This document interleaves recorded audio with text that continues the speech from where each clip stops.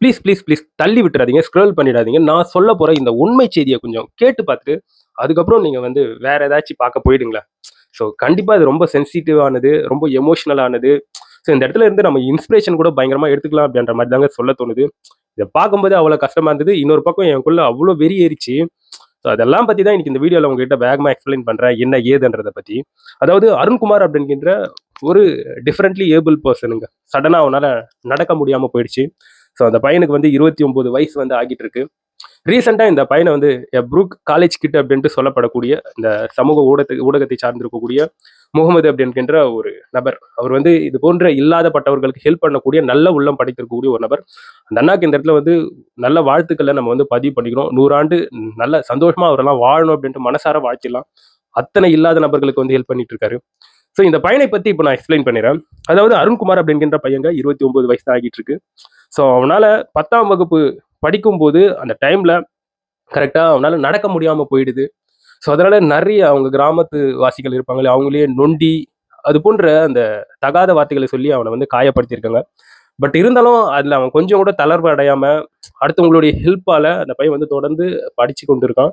So அந்த மாதிரி படிச்சுக்கிட்டு இருக்கும்போது ஸோ அவனுக்கு வந்து ஒன்று தோணுது, நம்ம ஏன் டிஎன்பிசிக்கு படிச்சு நம்ம வந்து கவர்மெண்ட் வேலை வாங்கக்கூடாது அப்படின்னு சொல்லி 2021 இருந்து அந்த பையன் வந்து ட்ரை பண்ண ஆரம்பிச்சிட்டு இருக்கான். ஸோ இப்போ வரைக்கும் அந்த பையன் ஸ்டில் வரைக்கும் அந்த டிஎன்பிசி எக்ஸாம் எழுதுறான். பட் அவனால பாஸ் பண்ண முடியல. ஸோ இதுக்கு முன்னாடியே 2024 இந்த இணை தொழில்நுட்ப சேவை நேர்முக தேர்வுல 4வது ரேங்க் எடுத்து வேலையில வந்து சேர முடியல. டிப்ளமா நிலை தேர்வுக்கு தேர்வாகி 10th 10வது ரேங்க் எடுத்தும் அந்த பையனால போயிட்டு வேலையில சேர முடியல. ஸோ இப்போ வரைக்கும் மற்றவர்களுடைய ஹெல்ப்பால தான் அந்த பையனால வந்து நடக்க முடியுது, மற்ற வேலைகளை வந்து செய்ய முடியுது. அதெல்லாம் பார்க்கும்போது மனசுக்கு அவ்வளோ கஷ்டமா இருக்குங்க. அந்த பையன் சொல்றான், எனக்கு ரொம்ப படிக்கணும்ன்ட்டு ஆசை இருக்கு. ஸோ அதனால நான் ஒரு நாளும் லீவ் போட்டதே கிடையாது ஸ்கூலுக்கு. கண்டினியூவா போய்க்கிட்டே இருப்பேன். யார் என்ன சொன்னாலும் அப்படின்ட்டு சொல்றான். அந்த கல்வியை கைவிடவே இல்லைங்க. அது உண்மையாவே பயங்கர கூஸ் பம்ப்ஸா இருக்கு. விடா பிடிவாத குணம் படிப்புகள்ல இதெல்லாம் வேற லெவல்ன்ட்டு தான் சொல்ல முடியும் உண்மையாவே. இதுல இருக்கக்கூடிய இன்னும் சேடான ஒரு ட்ரூத் சொல்றேன் பாருங்க. அந்த பையனுக்கு சடனா அந்த கால் வந்து நடக்க முடியாத திறனை பெற்றது இல்லையா? அதற்கு வந்து டாக்டர் கிட்ட போய் கேட்டா, டாக்டர்ஸ் இருந்துட்டு என்ன சொன்னாங்கன்னா, அதாவது முதுகெலும்பு தண்டுல 10 ஆப்பரேஷன் பண்ணணும். ஸோ மொத்தம் 38 ஆப்பரேஷன். முதுகெலும்பு தண்டுல மட்டும் 10 ஆப்பரேஷன். அதை தாண்டி உடம்புல சில இடத்துல மொத்தமா 38 ஆப்பரேஷன் பண்ணா மட்டும் தான் அவனால சரியா நடக்க முடியும். ஸோ அப்படி பண்ணாலும் கோமா ஸ்டேஜுக்கு போகிறதுக்கு வாய்ப்புகள் இருக்கு. அதை தாண்டி உடம்பளவுல நிறைய தீவிர பிரச்சனைகளை வந்து ஏற்படுத்தி விடலாம் அப்படின்ட்டு சொல்லப்பட்டு வந்துகிட்டு இருக்கு. அதனாலே அந்த ஆப்பரேஷனை வந்து தவிர்த்து இருக்காங்க.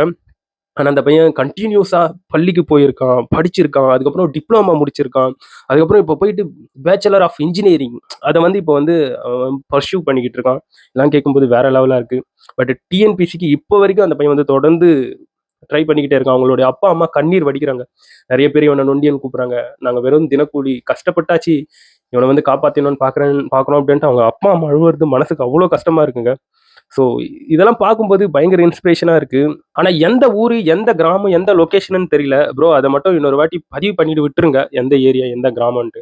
நெறைய பேர் போய் பார்த்து ஹெல்ப் பண்ணுவாங்க. மாற்று கருத்தே கிடையாது. அந்த பையனுடைய மொத்த செய்தியும் கேட்ட பிறகு பயங்கர இன்ஸ்பிரேஷனா இருக்கு. பயங்கர மோட்டிவேஷனா இருக்கு. ஏன்னா கை, கால் எல்லாமே நல்லா இருக்கக்கூடிய மனிதர்கள் இந்த இடத்துல வந்து சப்ப ரீசன்ஸ் சொல்லிட்டு இருக்காங்க. ஆனா அந்த பையனால முடியல.